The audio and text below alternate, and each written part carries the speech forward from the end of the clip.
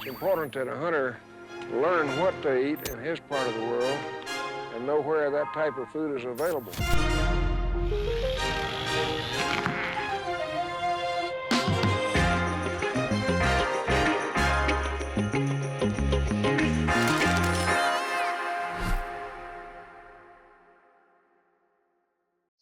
Today on HuntStand's Deer Dirt, I want to talk about buck-to-doe ratio and why it matters. I'm going to give you 3 different numbers through the course of this episode, and I'm going to spend a few minutes talking about each one of them. The first number I'm going to give you is 1-to-1, and that's the ratio that nature drops bucks and doe fawns when the does give birth. Let's keep that number in mind. Let's look at another number. Let's look at 3-to-1. And if you think about the buck mortality, natural buck mortality, not the mortality that comes from hunting pressure, you end up with more bucks dying each year naturally than does. They travel more, they fight, they get run down a lot more stress during the rut. They don't make the winter sometimes as easily as what a doe would. They put themselves in harm's way primarily for the breeding purposes. And as a result of that, their natural ratio in the adult herd starts dropping off. In a normal situation, I would say, without any help on one direction or the other from hunters or management, it's not uncommon at all to see a ratio somewhere around 3 does per buck, 3-to-1 in the adult herd. So is that the perfect ratio? I'm not gonna commit to that just yet. I want to talk about one more number, and this is also 3-to-1, but it's the other 3-to-1. It's 3 bucks for every doe. And I saw this on the property that I owned in southern Iowa. We were very, very aggressive in trying to bring the herd numbers down there. We had too many deer. The neighbors knew there were too many deer. I was shooting them very aggressively on my farm, and my guests and friends that were hunting with me, they were shooting them very aggressively. My neighbors were. Not very many bucks were being killed around there because everybody was so focused on shooting does. And within a couple of years, we flipped it. And I'm not exaggerating at all when I say that there were 3 bucks for every doe. There might have been more than that. It might have been 4 bucks for every doe. And that held for several years until we had an EHD outbreak in 2012. And after that, the whole population dropped so severely that a lot of our harvest goals and everything else just sort of disappeared, and we just let the herd come back. Well, as it came back, with a lot more does, of course, because we weren't shooting them. So let's look at all 3 of these numbers. Let's look at, I'm going to take the 2 extremes first. In fact, I might even take an extreme that's way out past what nature might prefer and give you an example of what happens in a lot of states. Let's say that you get way too many does per buck. And there's a lot of states like that where there's a pretty aggressive buck harvest and not very many does get shot.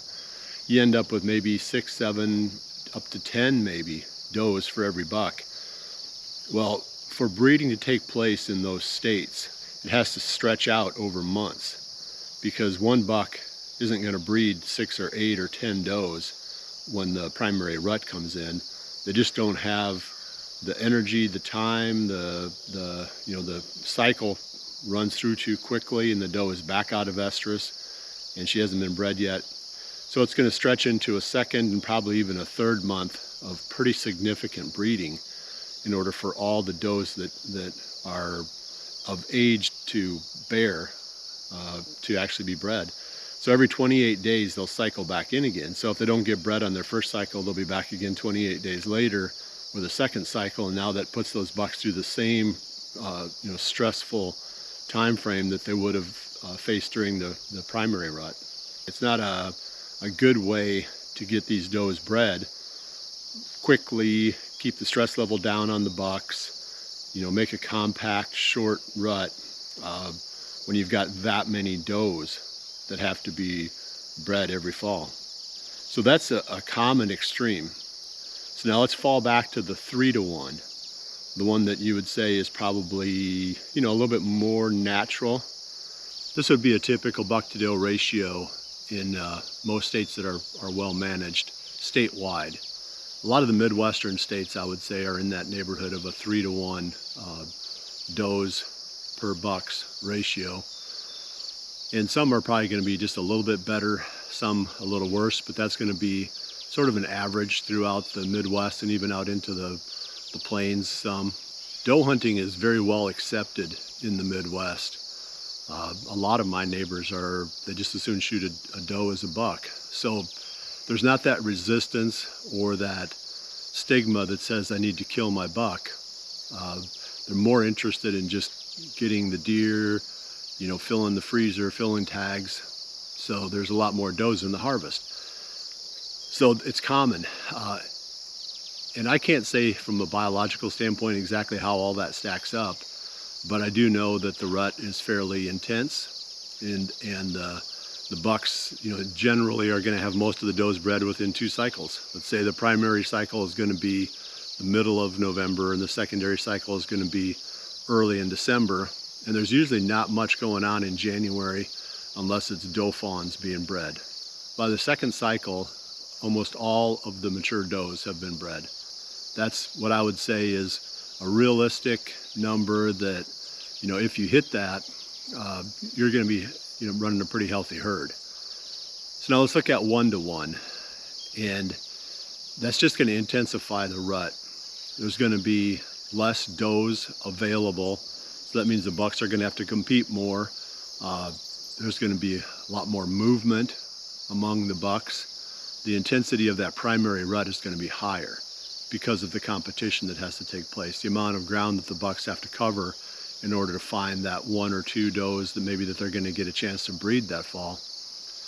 And obviously the dominant bucks are going to get to pick their does, but there's still going to be, a lot of does that are going to be bred by, let's say, the common buck, just like there are most places. So the primary rut is going to catch most of the adult does. Maybe not all, but it's going to sure catch most of them. And then the secondary rut is going to be made up of doe fawns. And that's generally what we see.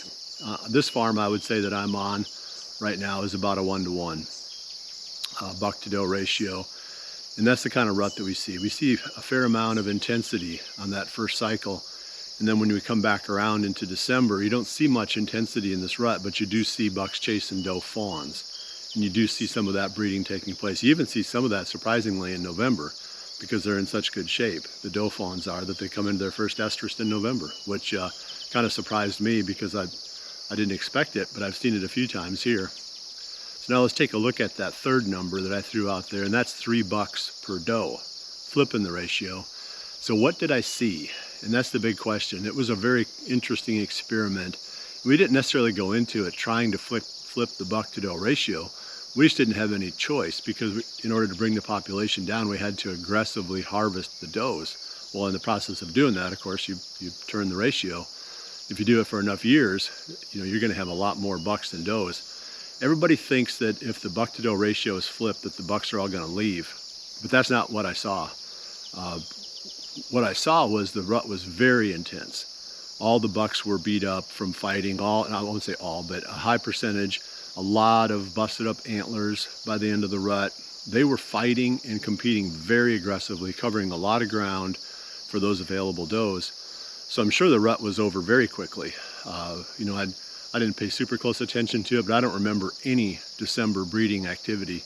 When you got out looking at the food plots in December, it was just bucks and does feeding together. No chasing. The bucks they were weary. They had enough. They'd come out, they'd put their head down and just feed.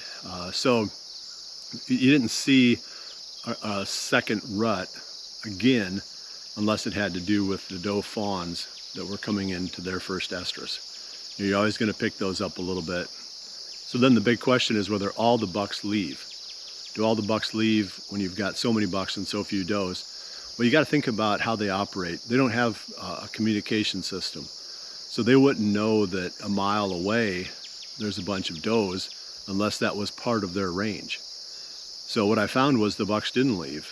They would tend to probably fringe in the direction where there was the highest density of does, or where they knew there were does available.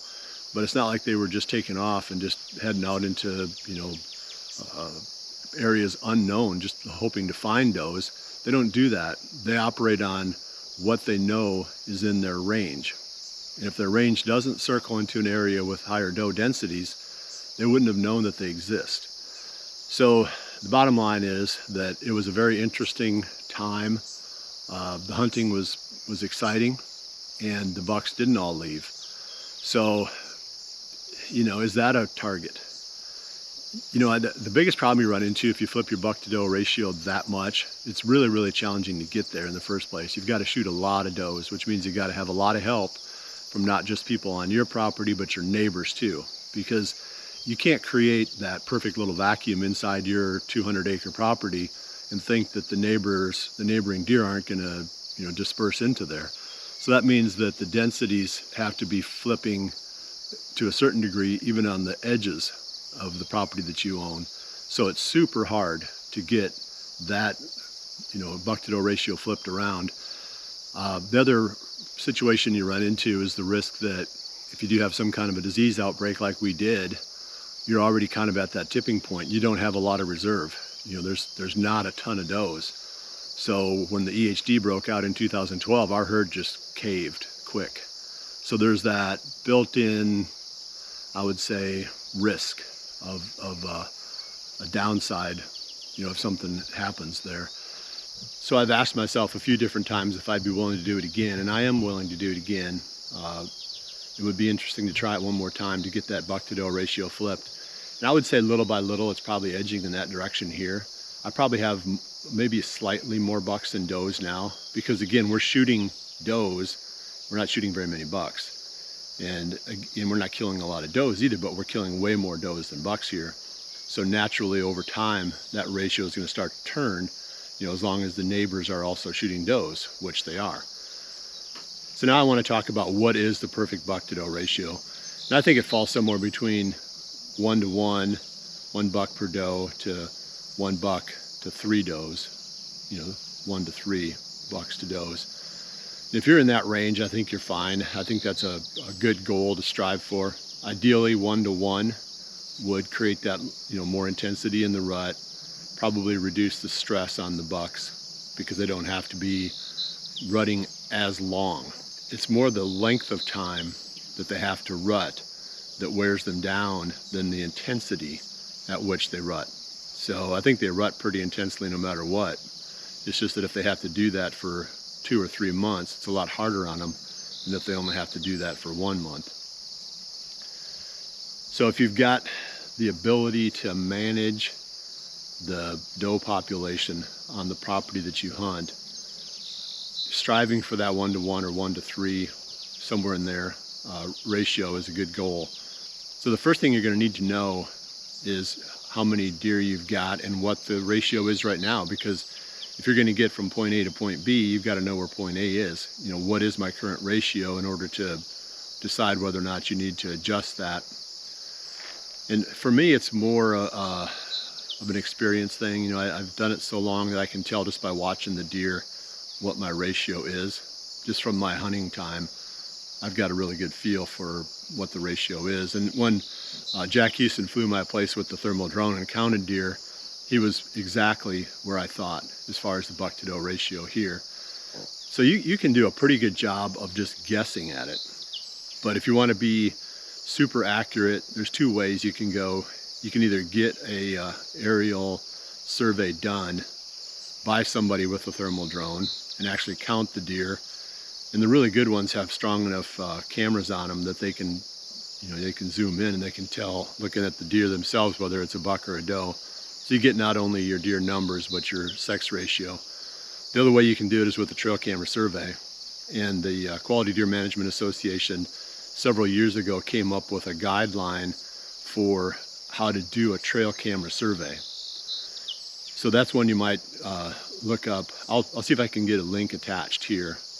in the description that talks about that survey and how to do it. And that's pretty accurate too. It just takes a lot longer, obviously.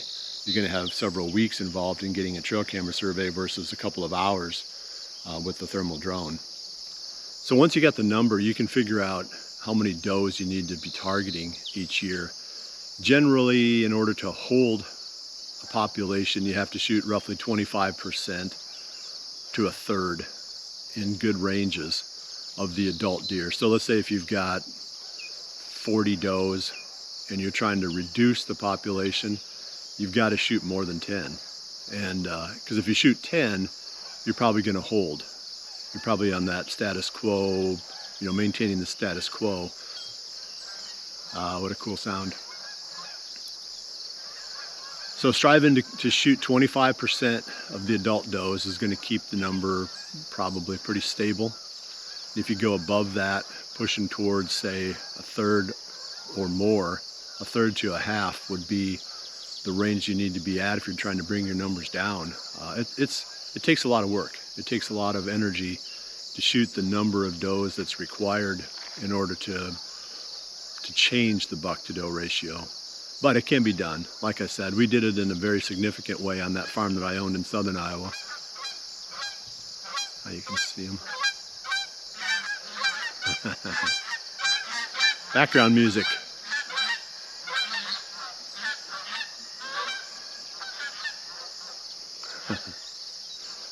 That's pretty cool.